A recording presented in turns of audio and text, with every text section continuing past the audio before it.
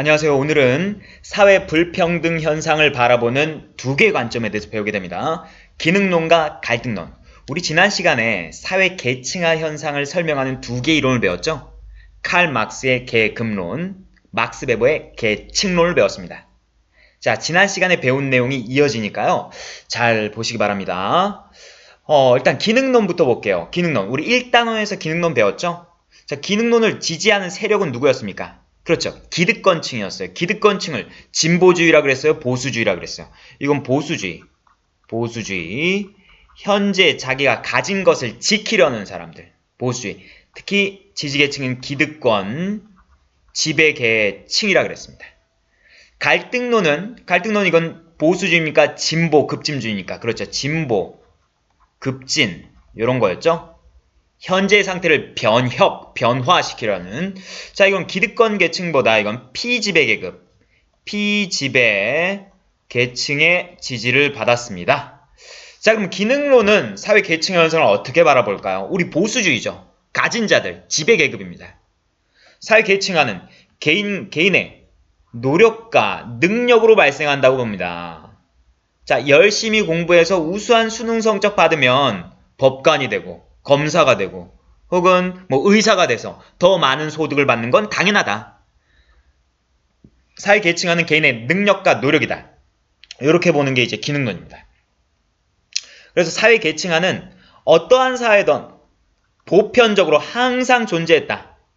자, 요거 중요합니다. 이 형광펜 칠게요. 사회 계층화 현상은 보편적으로 다 존재했다고 보는 겁니다. 어떠한 시대도 계층화가 없었던 시절이 없었다. 다 보편적으로 존재한다. 그리고 이 계층화는 당연하고 필연적이고 불가피하다. 이걸 수능에선 이런 표현도 나왔어요. 필수 불가결하다. 필수 불가결하다. 꼭 필요하다. 그러니까 피할 수 없는 거예요. 피할 수 없으니까 어떻게 하라? 즐겨라. 즐겨야 된다. 사회 계층화를 통해서 우리 사회가 안정적으로 잘 돌아갈 수 있다. 그래서 사회 계층화는 사회 구성원, 자 여기 가로칠게요. 사회 구성원 누가 전원이 다 합의했습니다. 전원이 다 합의한 거라고 봤습니다. 여러분한테 물어볼게요. 여러분 사회 계층화, 불평등 합의했습니까? 안 했습니까? 안 했다고요? 우리 기능론자는 합의했다고 보는 거예요. 왜? 이 인강을 듣고 있죠. 이 수업을 듣고 있죠. 왜 수업을 듣고 있습니까?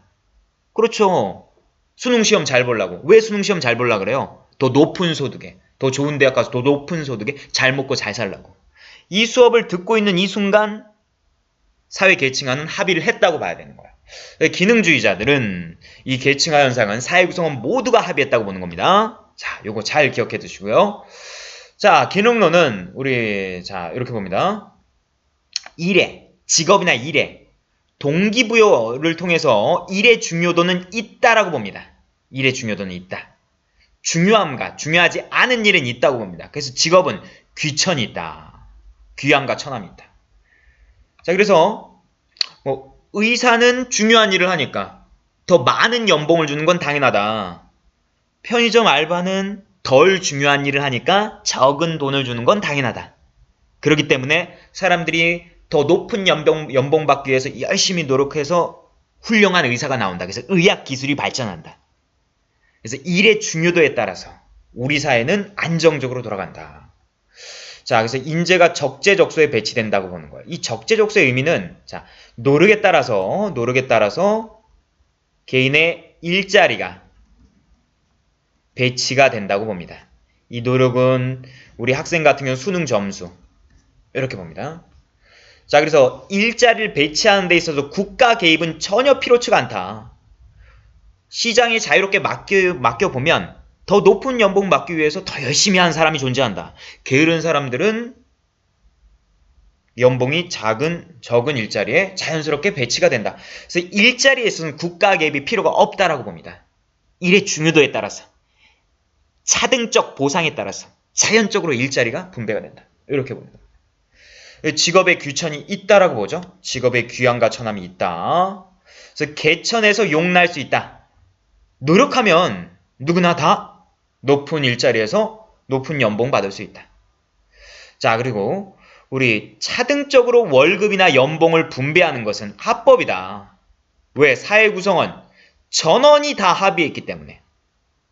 자, 여러분들도 이제 차등 분배에 대한 합의를 했다고 보는 겁니다. 이 인강을 듣고 있잖아요.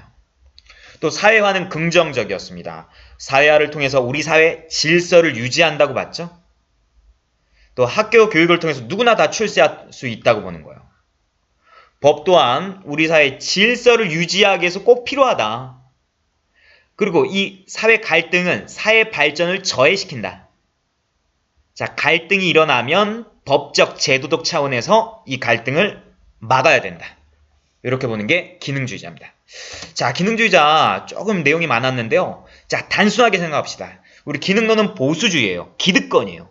기득권 가진 자들이 추구하는 이론입니다. 당연히 사회 불평등, 사회 구조의 원인이 있다고 보지 않죠. 개인의 능력과 노력, 게을러서 가난하고 열심히 해서 부자가 된다. 이렇게 보는 게 기능론입니다. 자, 사회 계층화 현상은 이건 어쩔 수 없다. 피할 수가 없다. 피할 수 없으면 어떻게 하라? 즐겨라. 열심히 해서 더 높은 연봉 차지해라. 자, 사회 계층화는 사회 구성원 전원이 합의했다고 봅니다. 일의 중요도가 있다라고 보는 거예요. 직업의 규천이 있습니다. 의사하고 편의점 알바의 연봉 차이는 당연하다. 의사는 더 어렵고 중요한 일을 하니까. 이렇게 보는 게 기능주의자예요. 자, 그리고 이렇게 됐습니다. 그 다음 이제 갈등론입니다. 갈등론. 갈등론의 아버지는 누가 있었죠? 칼 막스, 사회주의. 요거 생각하면 돼요. 진보 급진주의죠. 피지배계층들이 지지하는 이론입니다. 피지배계층들이. 자, 갈등론에서 어떻게 봤습니까? 사회계층화 왜 나타날까요? 그렇죠. 가정 배경에 의해서 빈부격차는 나타난다. 자, 어떤 사람은 태어나니까 아빠가 삼성전자 이건희 회장이었어. 혹은 이재용 아들이야. 또 어떤 분은 태어나니까 아빠가 알코올 중독자야. 엄마는 집을 나갔어. 아빠가 술 사라고 시켜요. 근데 500원 주고 소주 사오래. 폐지 주스로 다녀야 돼. 자, 이런 식의 구조적 가정 배경에 문제가 있었기 때문에 빈부격차가 나타난다. 라고 보는 게 갈등론이죠. 또 갈등론도 마찬가지로 사회 계층화 현상은 어떠한 시대나 존재한다고 봐요. 이거 중요합니다. 보편적이에요. 자, 칼 막스가 계급론에서 뭐라고 했죠? 이런 표현했죠. 인류 역사는 무슨 투쟁의 산물이다? 계급 투쟁의 산물이다. 계급 투쟁이 없었던 적이 없었다. 중세 봉건 시대는 어때요? 영주와 농노 간의 갈등, 계층이 있었죠. 조선시대는 반상의 계층이 있었습니다. 자본주의 시대는 노동자와 자본가의 계층이 있었습니다. 어떠한 시대도 이 계층화는 보편적이었습니다. 갈등론도 마찬가지예요. 자, 갈등론은 이거 중요합니다. 사회 계층화 불가피하지가 않아. 이건 피할 수 있어. 어떻게 피해야 돼? 우리 프롤레타리아 노동자들이 뭘 일으켜야 돼? 그렇죠. 폭력혁명을 일으켜야 된다. 이걸 주장합니다. 폭력혁명을 일으켜서 이 사회를 뒤집어 엎어야 된다. 자, 사회 계층화는 우리 언제 합의했냐? 우리 합의한 적 없다. 너희들 가진 자, 지배 집단만 합의했다. 우리 노동자, 만국의 노동자여 단결하라. 너희들에게 잃을 것은 쇠사슬이요 얻을 것은 전세계다. 그래서 혁명을 일으키자 라고 주장합니다. 자, 그래서 갈등론에서는요. 일의 중요도는 없다라고 봐요. 그러니까 차등 분배는 이제 부당한 거예요. 자, 북한 같은 경우 한번 볼까요? 북한 의사하고 아우지탄강 광부하고 월급이 어떤지 아세요? 월급 똑같이 줘요. 같을 동자 써서 똑같이 줘요. 너희들한테 물어볼까요? 의사가 중요한 일을 합니까? 환경미화원이 중요한 일을 합니까? 의사라고요. 환경미화원 중요한 일을 안 합니까?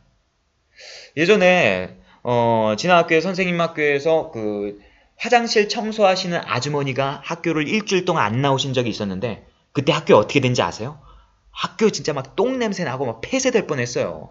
학교 생활 자체가 불가능했습니다. 자, 그래서 갈등론은 의사나 환경미화원 둘 다 중요하다. 그래서 월급, 임금을 차등 분배하는 건 부당하다. 의사가 된 건 가정 배경이 의사를 양산한 거다. 그러니까 부모가 의사야.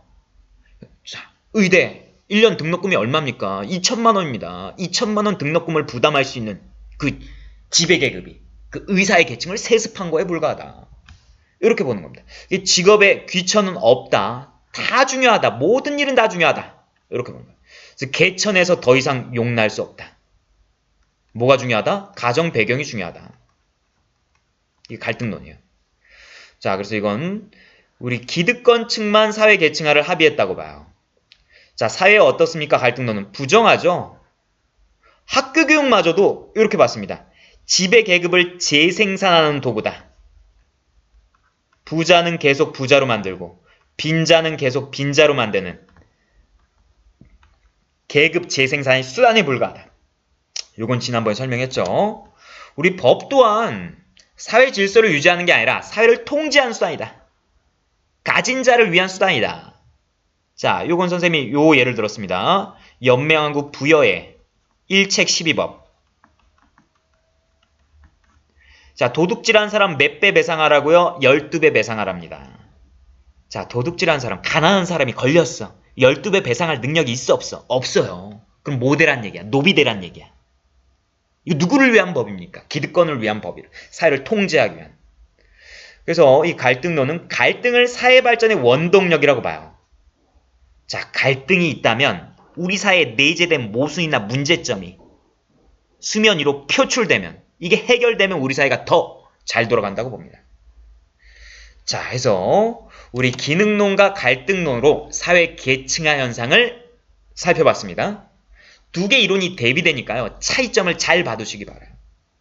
일단 큰 틀을 잡아두세요. 기능론은 보수주의, 가진 자, 기득권.